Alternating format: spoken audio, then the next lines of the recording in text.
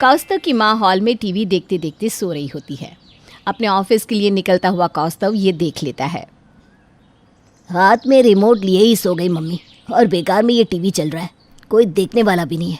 और हॉल में कौन लगाता है एसी? कितने नुकसान की चीज़ है ये, कोई समझना ही नहीं चाहता।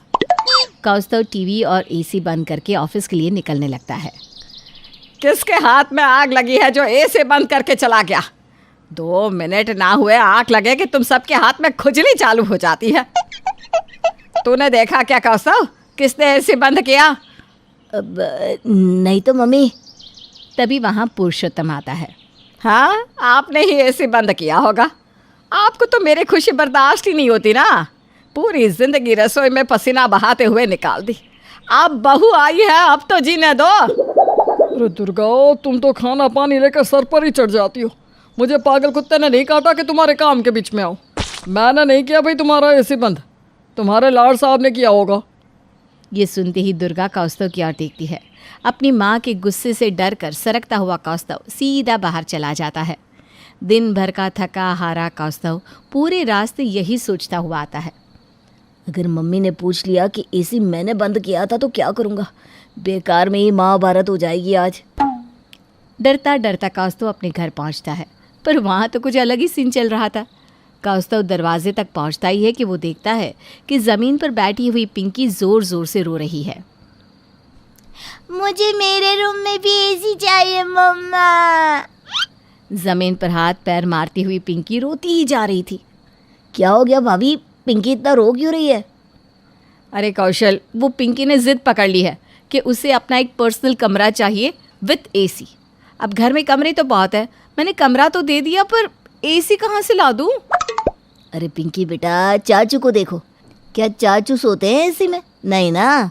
और आपके मम्मी पापा के रूम में तो एसी है, आप वहाँ सो जाओ। वहाँ आप सो जाओ चाचू, मैं तो अपने पर्सनल एसी में ही सोऊंगी। अब कौन समझाए इसे देवर जी? बच्चे तो जो देखेंगे वही सीखेंगे ना भाभी। अपने घर पर लोगों की एसी पर बढ़ती डिपेंडेंसी से कौस्तव बड़ा परेशान हो गया था। खाने के टेबल पर, अरे कौस्तव, अब तो तू अच्छा खासा कमाने लगा है। मैं सोच रही थी कि शर्मा जी की बेटी से तेरे रिश्ते की बात कर लूँ। पढ़ी लिखी और होनहार लड़की है, कोई दिखावा नहीं, सादा जीवन उच्च विचार। सादा जीवन और हमारे घर पर? तब तो वो लड़की 2 दिन में भाग जाएगी मम्मी। यहाँ सबके प्लेट में नूडल्स है, दिन भर लोग एसी में सोते हैं, यहाँ तक कि हॉल में भी एसी है। एक छोटी सी बच्ची यहाँ फैन में नहीं सोना चाह रही, और वो सादे जीवन वाली शर्मा जी की बेटी यहाँ एडजस्ट कर लेगी। अरे तो अच्छा है ना, हमारे यहाँ सारी सुविधाएं हैं। तो सुविधाएं उतनी अच्छी लगती है मम्मी कि उनके कारण हम कामों को जल्दी कर सके, ना कि आलसी बन जाए। देख रहे हैं ना, इसे दिन के लिए इसे पैदा किया था। अब कौस्तव को छोड़िए ना मम्मी जी, ये तो दिन रात चालू ही रहता है। जब से मैं घर में आई हूँ, मेरे तो 2 ससुर हैं, एक ससुर जी और एक देवर जी। दिन रात बस प्रवचन प्रवचन। मम्मा एसी। अब मम्मी जी, मैं क्या कह रही थी, शर्मा जी की बेटी से कह दीजिएगा कि उसकी भतीजी एक एसी चाहती है, कुछ लाए ना लाए एसी लेते आए। चाची एसी लाएगी, चाची एसी लाएगी। वाह चाचू, यू आर द बेस्ट। बेचारा कौस्तव अपना सर पीट लेता है। कहाँ वो एसी के ज़्यादा इस्तेमाल से परेशान था, और यहाँ तो एक और एसी आने वाला था। दुर्गा इशिका के रिश्ते की बात शर्मा जी से चलाती है और चट मंगनी पट ब्याह कर इशिका बहू बनकर उनके घर आ जाती है। चाची आई एसी लाई, चाची आई एसी लाई। इशिका के आते ही पिंकी के भी कमरे में एसी लग जाता है। इशिका अपने नए ससुराल के घर को घूम कर देखती है और उसे हर तरफ एसी ही एसी दिखता है। ये कुछ ज़्यादा नहीं हो गया कौस्तव जी? आपके घर में तो हर तरफ ही एसी है। ये ज़्यादा लग रहा है। तब तो तुमने देखा ही नहीं है, बस देखती जाओ। लिविंग रूम में बैठी प्रियंका बुक पढ़ रही होती है। कौस्तव जाकर वहाँ का एसी बंद कर देता है। चली जाओ मैं मायके, यही चाहते हो ना तुम? मम्मी जी को छोड़कर अब मेरे पीछे पड़ गए। पर भाभी, आप सुबह से एसी में हैं, ये खतरनाक हो सकता है। हेल्थ के लिए खुली हवा बहुत ज़रूरी है। खुली हवा नहीं, लू है बाहर, लू। मुझे कहीं नहीं जाना और मेरे कमरे का एसी बंद नहीं होना चाहिए। बस एक स्विच ऑफ हुआ और इशिका को सब समझ में आ गया। ओहो, तो ये बात है। अब टेंशन मत लीजिए कौस्तव जी, अब मैं आ गई हूँ ना, बस देखते जाइए मैं क्या करती हूँ। रात को जब सब सो रहे होते हैं, इशिका जाकर मेन स्विच का पावर कट कर देती है। हाय गर्मी, उफ गर्मी कहते हुए सभी हॉल में इकट्ठा हो जाते हैं। क्या हो गया ये मरजानी बिजली को? उफ कितनी गर्मी हो रही है। सब ग्लोबल वार्मिंग का नतीजा है मम्मी। अरे पर लाइट गई कैसे? फेस उड़ गया होगा बहू, वायर लोड नहीं ले पाया होगा। मर जानी है, एक साथ 4-5 एसी चला लेते हैं, निकम्मे कहीं का। अब कहाँ से बनेगा फेस? वही ना माँ जी, बिजली का खंभा भी कितना है, अपनी अकल होनी चाहिए। अब सोएगा सारा मोहल्ला बिना एसी। अब की है गलती तो भुगते। बाहर तो सब कह रहे हैं कि कल सुबह ही बिजली आएगी, पूरी रात ऐसे ही रहना होगा। तो चलो ना सब छत पर सोने चलते हैं, क्या कहती हो मम्मी? माँ जी यहाँ पास में ना मजनू होटल है, वहाँ एसी रूम ले लेते हैं ना। अरे वाह बहू वाह। अरे बहू 2 कमरा लेना, मैं भी आ रहा हूँ। अपनी गलती कोई नहीं देखता और मोहल्ले वालों को दोष देकर इशिका के ससुराल वाले होटल में जाकर एसी रूम में सो जाते हैं। बेचारी इशिका का प्लान फेल हो जाता है। ये प्लान तो फेल हो गया कौस्तव जी। इन लोगों को समझाना इतना आसान नहीं है इशिका। पर इशिका इतनी जल्दी हार मानने वालों में से नहीं थी। अगली सुबह वो इलेक्ट्रिशियन को बुलाती है और बाथरूम में भी एसी लगवा देती है।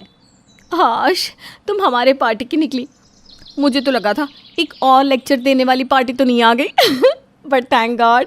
अच्छी सोची इशिका, नहाते वक्त जो पसीना आता है, उफ अब दिक्कत नहीं होगी। जो फिलहाल सबको एक सॉल्यूशन लग रहा था, वो जल्द ही एक प्रॉब्लम बनने वाला था। इशिका घर के सारे एसी की सेटिंग इलेक्ट्रिशियन से इस तरह से करवा देती है कि एसी अपने मिनिमम टेम्परेचर पर ही चले, जिसके कारण पूरा घर बर्फ़ की तरह ठंडा हो जाता है। मम्मा, मुझे सर्दी हो गई है। हाँ बेटा, मेरा सर भी ना फटा जा रहा है, लगता है ठंड लग गई है। अरे सुन ना इशिका, कुछ देर तेरे कमरे में चली जाती हूँ, वहाँ एसी नहीं है ना, तेरा राहत मिलेगी। आ पिंकी, तो भी चल मेरे साथ। तभी बाथरूम में चिल्ड एसी में नहाकर दुर्गा दांत किटकिटाती हुई बाहर आती है।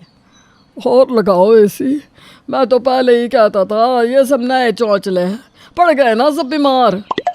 अरे इशिका, आज ही इलेक्ट्रिशियन को बुलाकर एसी हटवा दे, वरना मैं हट जाऊंगी। क्यों मम्मी जी, एसी तो आप सबके लिए बहुत इम्पोर्टेंट हुआ करता था। हाँ तो अब ये एसी कितनी ठंडक देगा? ये तो जहरी हो गया ना, किसी भी चीज़ की अति बुरी है। अब कहीं ना आपने पते की बात।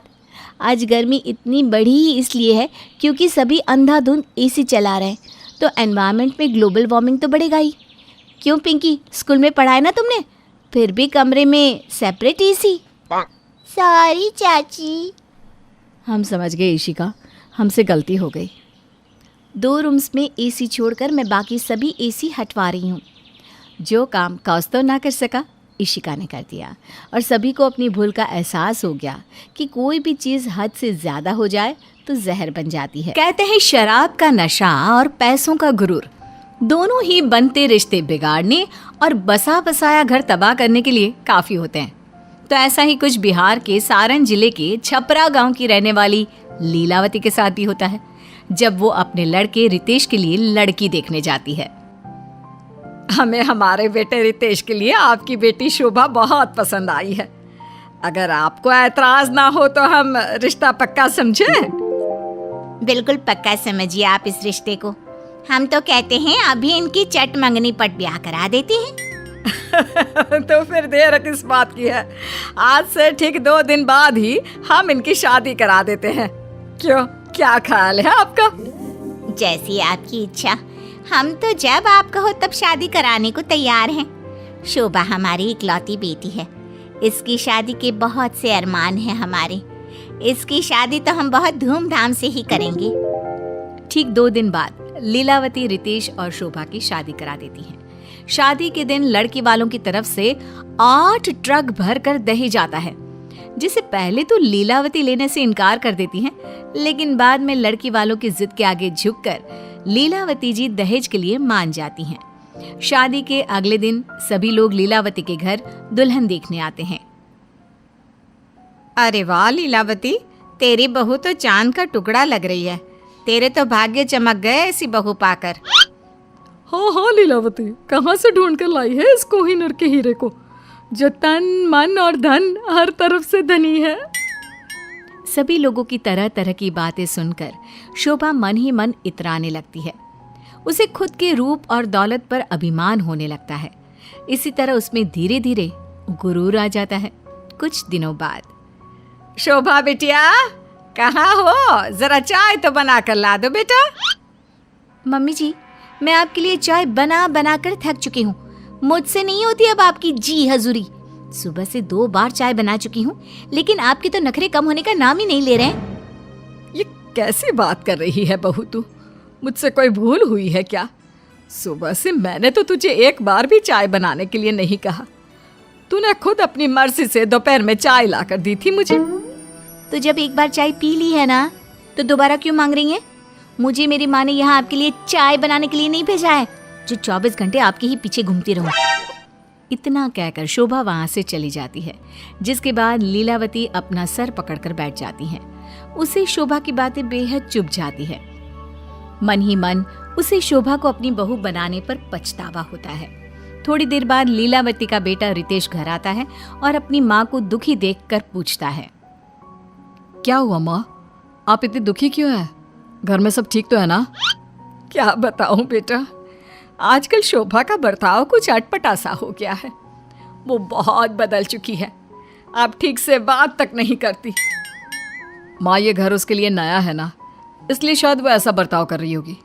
थोड़े दिनों बाद अपने आप ढल जाएगी, आप चिंता मत कीजिए। रितेश की बात सुनकर लीलावती को थोड़ी शांति मिलती है। अब रितेश अपने कमरे की ओर चला जाता है, जहां वो देखता है कि शोभा बिस्तर में बैठकर आराम से टीवी देख रही होती है। अरे शोभा, तुम यहाँ टीवी देख रही हो और बाहर माँ अकेले काम कर रही है? जाओ जाकर माँ का थोड़ा हाथ बटा दो। रितेश की बात सुनकर शोभा आग बबूला हो जाती है। मैं कोई नौकरानी नहीं हूँ जो सुबह से रात तक घर के कामों में ही लगी रहूंगी। अगर इतनी ही परवाह है ना अपनी माँ की, तो कोई नौकरानी रख लो। घर में ये दिन में 4 टाइम चाय बनाना, खाना बनाना और फिर बर्तन धोना, मुझसे नहीं होगा ये काम। काम नहीं कर सकती तो मत करो, कम से कम टीवी तो मत देखो।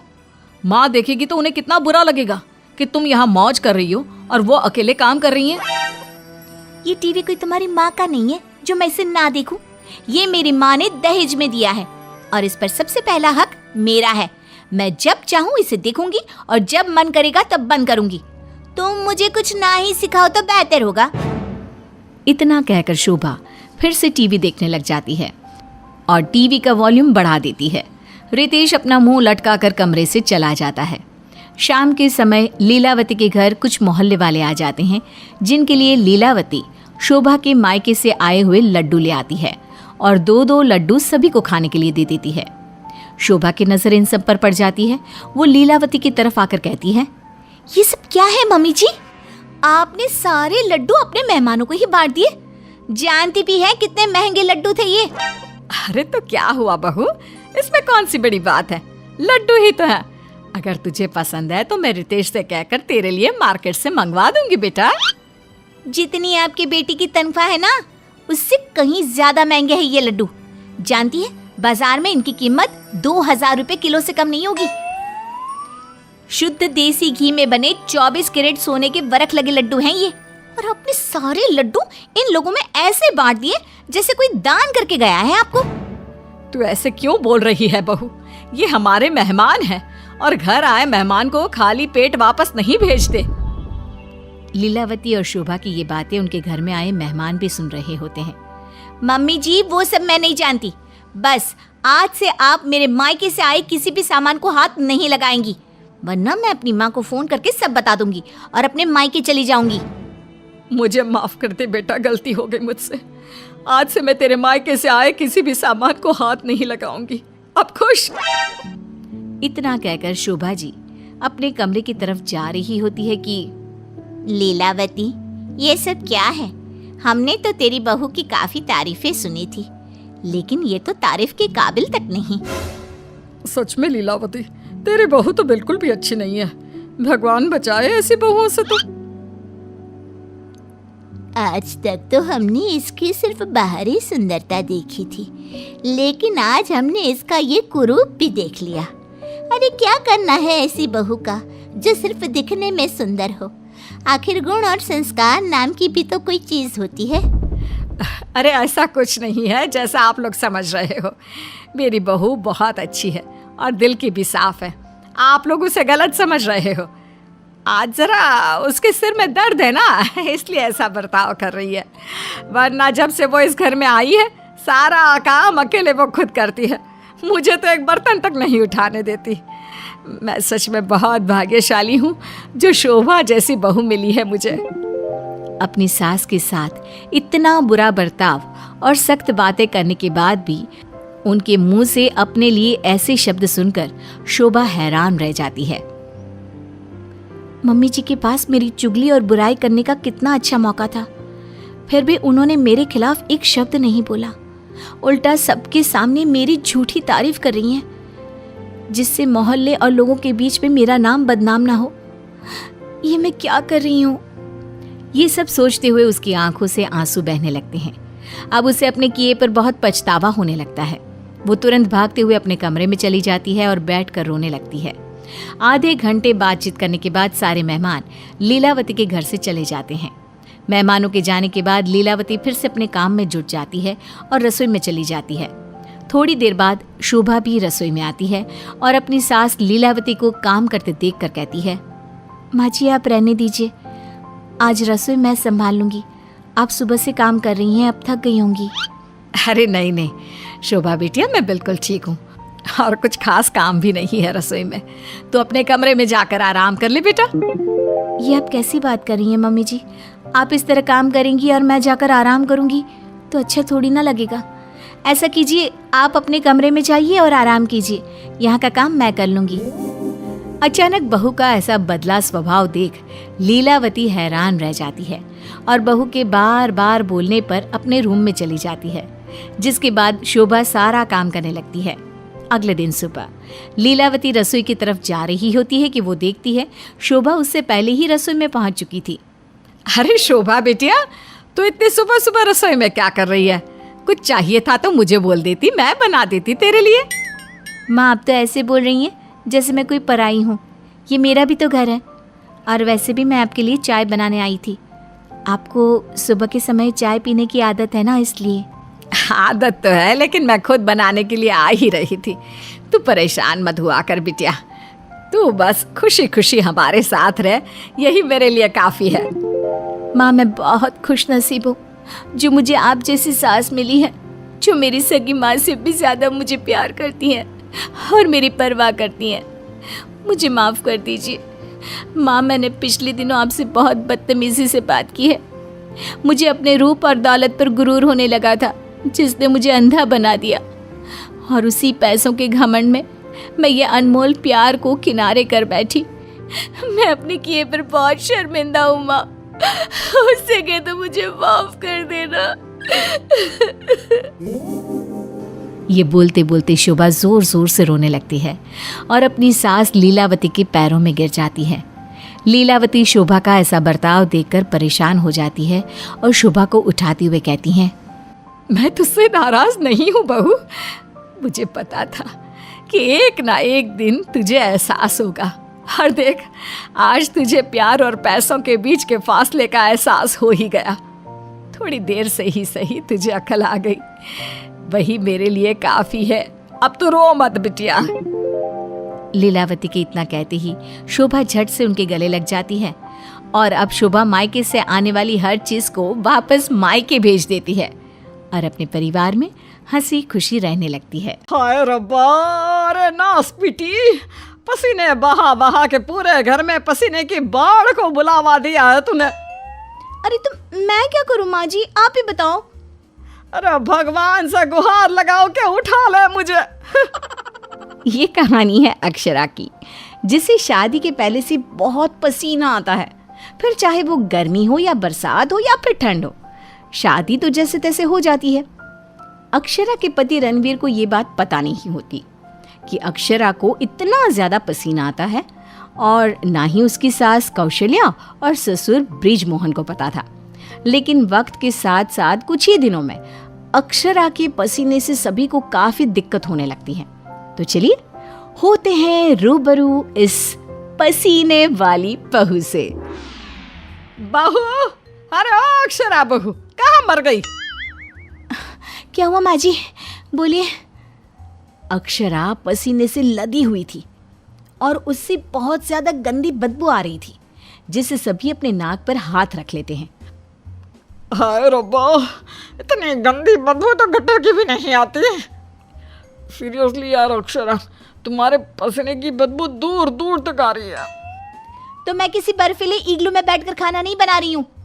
इतनी गर्मी है, 2 मिनट गैस के सामने खड़े रहो तो पूरा पसीने से नहा लेते हो आप। इतनी भयंकर गर्मी है, अगर इतनी प्रॉब्लम है तो लगा लो ना रसोई में भी एसी। हाँ हाँ, लगा लेते हैं। वैसे भी तेरे मायके वालों ने हमें ट्रक भर के नोटों की गड्डी जो दी है, हैं? क्या बात करती है। मैं भी चूल्हा चौका कर चुकी हूँ, लेकिन इतना पसीना मुझे तो कभी नहीं आया। ऐसे ही एक दिन कौशल्या देखती है कि खाना बनाते समय अक्षरा के माथे का पसीना टपक कर कढ़ाई में गिर रहा है। हाय रब्बा, अरे करम जलियों की महारानी, ये देख, देखिए तेरे पसीने की टंकी का लीकेज बह के अब हमारे खाने में भी टपक रहा है। अब अपना खारा पानी तू नमक के तौर पर इस्तेमाल करेगी क्या हमारे खाने में? माँ जी, मैंने जानबूझकर नहीं किया है। और रही बात पसीने की टपकने की, तो इसी बहाने ये गट्टे की सब्जी ना और भी नमकीन और स्वादिष्ट हो जाएगी मेरे पसीने की मिलावट से। छी छी छी छी, मैं जा रही हूँ बाथरूम, क्योंकि मुझे तो तेरी बातों को सुनकर और ये खाना देखकर ही उल्टी आ रही है। आज तू कुछ नहीं पकाएगी। आज हम तीनों तुझे छोड़कर बसंत भोजनालय चले जाएंगे। तू अकेले ही चखते बैठ अपने पसीने से भरे हुए ये व्यंजन। अगले दिन जब रणवीर दफ्तर से घर आता है, तभी वो अपने कमरे में अक्षरा से कहता है, अक्षरा, कल बॉस की वाइफ का बर्थडे है, इसलिए उन्होंने हमें खास न्योता दिया है, तो तुम और मैं कल पार्टी में जाएंगे। मैं ब्लैक कोट पहनूंगा, तो तुम ब्लैक साड़ी पहन लो। ओके पति जी, और कोई आदेश? नहीं, आदेश नहीं, लेकिन एक रिक्वेस्ट है। वैसे तो पार्टी में एसी होगी, लेकिन फिर भी ना, तुम पूरी परफ्यूम की बोतल को अपने ऊपर छिड़क के ही चलना। एक क्या, मैं तो कहता हूँ अब 5 चाय बोतल को छिड़क लो ना, क्योंकि अगर किसी ने तुम्हारे पसीने की बदबू को सूंघ लिया ना, तो फालतू में सीन क्रिएट हो जाएगा वहाँ पर, ठीक है? मुंह टेढ़ा करके अक्षरा जवाब देती है। ठीक है, लगा लूंगी, खुश। अगले दिन पार्टी के लिए अक्षरा सच में 5 परफ्यूम की बोतल को अपने ऊपर छिड़क कर सज धज के रणवीर के साथ पार्टी में चली जाती है। पार्टी में एसी थी, इसलिए पहले के 15 से 20 मिनट तो कुछ भी नहीं हुआ, लेकिन उसके बाद से जो अक्षरा को पसीने छूटने शुरू हुए कि बस वो पसीने से भीग कर गीली होती ही जा रही थी, और उसकी बहुत गंदी बदबू भी आने लगी, जिसको सुनकर पार्टी के गेस्ट आपस में बात करने लगे। अरे ये इतनी गंदी बदबू कहाँ से आ रही है? शायद किसी की जुराबों की गंदी बदबू है ये। जुराबे नहीं, मामला कुछ और ही है जनाब। इतनी बड़ी 5 स्टार पार्टी में पता नहीं कहाँ से घुस गया कोई गटर का कीड़ा।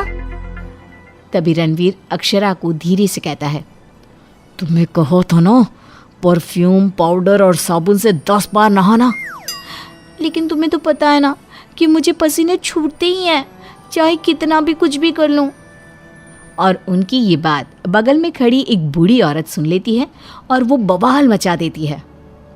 अरे बाप रे, ये गंदी महक तो यहाँ से आ रही है। रणवीर की बीवी से देखो तो पूरे कपड़े भीग गए इसके पसीने से। सभी रणवीर और अक्षरा पर बहुत हंसते हैं। रणवीर घर जाने के बाद अक्षरा को खूब डांटता है। मिला देना पानी में मेरी पूरी मेहनत से कमाई हुई इज्जत।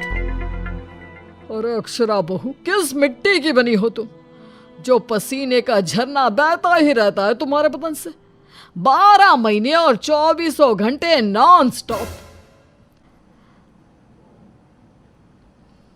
अरे अभी तो इस कलमुही के कलेजे को ठंडक पड़ी होगी। लोगों के कुंडली में मार्केश दोष होता है, लेकिन हमारी बहू की कुंडली में पसीना दोष है। अक्षरा को अपने ससुराल वालों की बातें सुनकर बहुत बुरा लगता है, लेकिन फिर भी वो कुछ नहीं कहती और अपने पसीने बहने को अपनी गलती मानकर चुप रह जाती है। दिन बीतते जाते हैं, गर्मी का प्रकोप बढ़ते जाता है और अक्षरा के लिए गर्मी और भी बड़ी मुसीबत बन जाती है। उसे पसीने से पूरे हाथ, पांव, गले, चेहरे और बदन पर घमौरियां आ जाती है, जिसके कारण उसे खूब जलन महसूस होती है। बहुत जलन हो रही है।